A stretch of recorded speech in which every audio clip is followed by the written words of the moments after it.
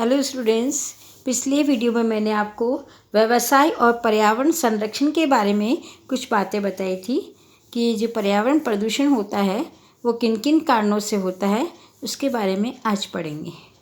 प्रदूषण के कारण आज के युग में चाहे सरकारी क्षेत्र हो या निजी क्षेत्र, जिनमें उद्योग है, सरकार, कृषि, खनन, ऊर्जा, यातायात, निर्णायक उद्योग, उपभोक्ता सभी सम्मिलित हैं और सभी क्या करते हैं, गंदगी फैलाते हैं। यानी गंदगी किसी एक वर्ग के द्वारा नहीं होती है, उद्योगों के द्वारा भी होती है, सरकार के द्वारा भी होती है, उपभोक्ताओं के द्वारा भी होती है। यानी गंदगी फैलाने में सबका योगदान होता है और कूड़ा करकट फैलाते हैं। इन्हें हम प्रदूषण करने वाली वस्तुओं में उत्पादन के समय छांट कर अलग निकाली गई वस्तुएं उपभोक्ता द्वारा परित्यक्त वस्तुएं होती है। यानी कि कारखानों में जब वस्तुएं बनाई जाती है ना, तब जो वेस्टेज होता है ना वो निकलता है, उससे भी प्रदूषण होता है।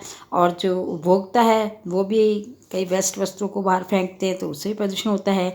अन्य प्रदूषण के कारणों में उद्योग सर्वरोपरि प्रदूषण तो कई कारणों से होता है, लेकिन सबसे ज़्यादा प्रदूषण होता है उद्योगों के द्वारा, है ना।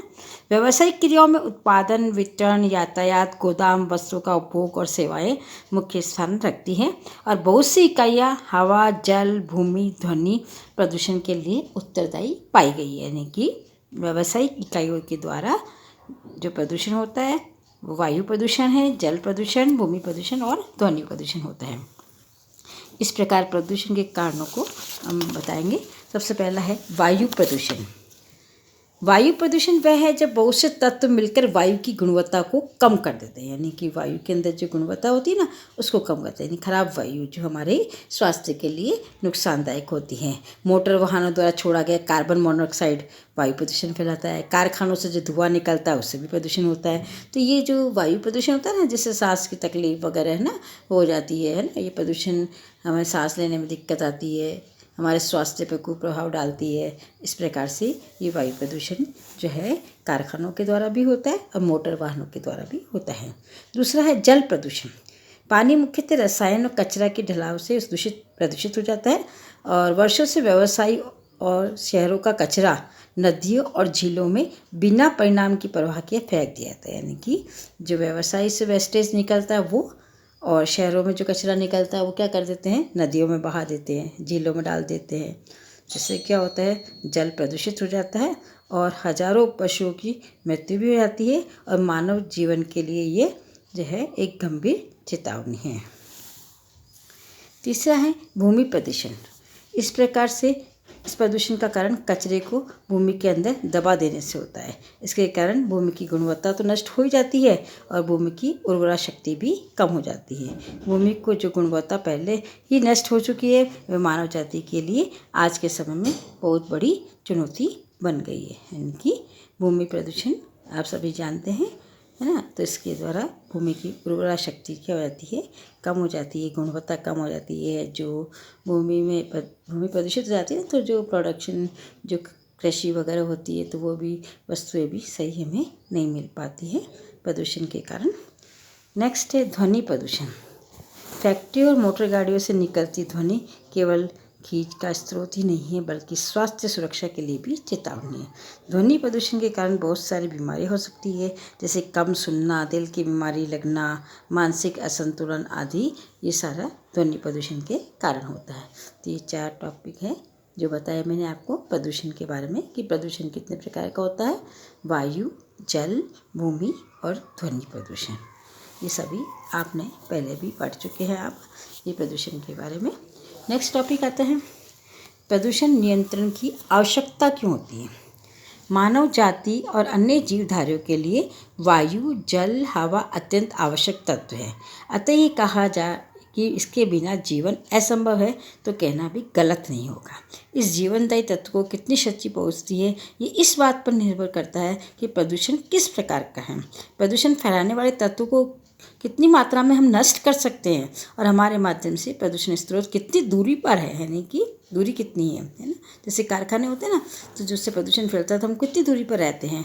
इस प्रकार ध्वनि पर्यावरण गुणवत्ता में परिवर्तन कर देती है और जीवन को दुष्कर बना देती है। इस प्रकार से वायु मनुष्य के लिए सांस लेने में हानिकारक हो सकती है, पानी पीने की योग्य नहीं रहता, भूमि धरती माता न रहकर विषैले पदार्थ उत्पादन वाली बन जाती है। इस प्रकार से ये आवश्यक हो गया कि प्रदूषण को रोकने के लिए कुछ कदम उठाए जाएं ताकि मानव जीवन सुखी और संपन्न रह सके।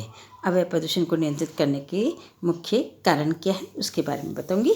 सबसे पहला टॉपिक आता है स्वास्थ्य संबंधी आशंकाओं को कम करना।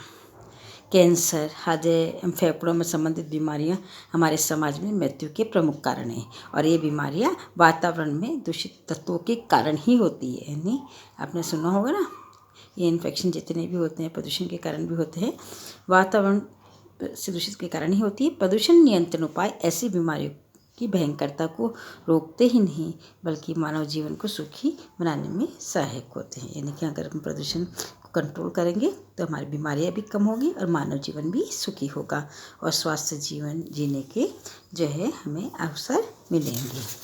नेक्स्ट है दायित्वों के जोखिम को कम करना।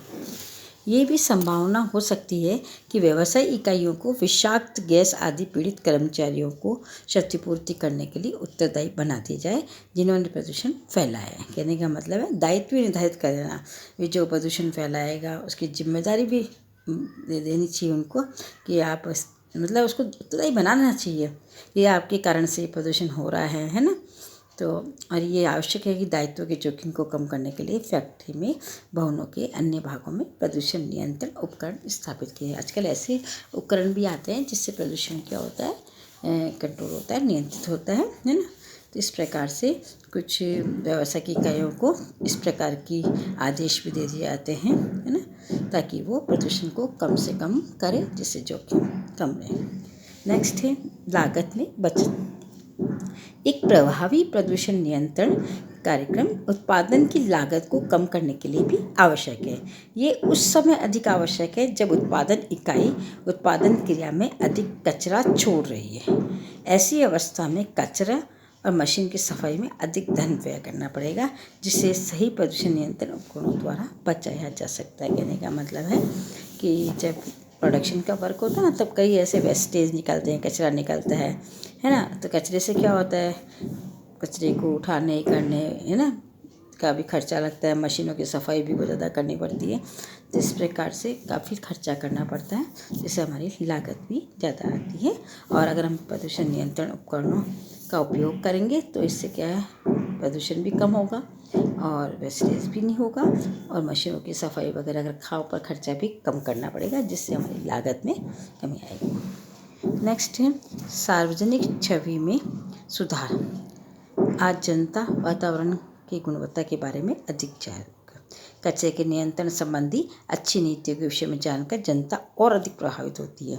जब एक व्यावसायिक संस्था वातावरण को अच्छा बनाने का दायित्व स्वयं ग्रहण कर लेती है तो उस संस्था का सार्वजनिक प्रतिष्ठा एक सार्वजनिक कर्तव्यनिष्ठ उद्यम के रूप में जो है उभरती। कहने का मतलब है जो व्यावसायिक संस्थाएं प्रदूषण नियंत्रण करती है, कंट्रोल करती है या प्रदूषण कम फैलाती है तो आम जनता के अंदर उनकी छवि भी अच्छी होती है ना।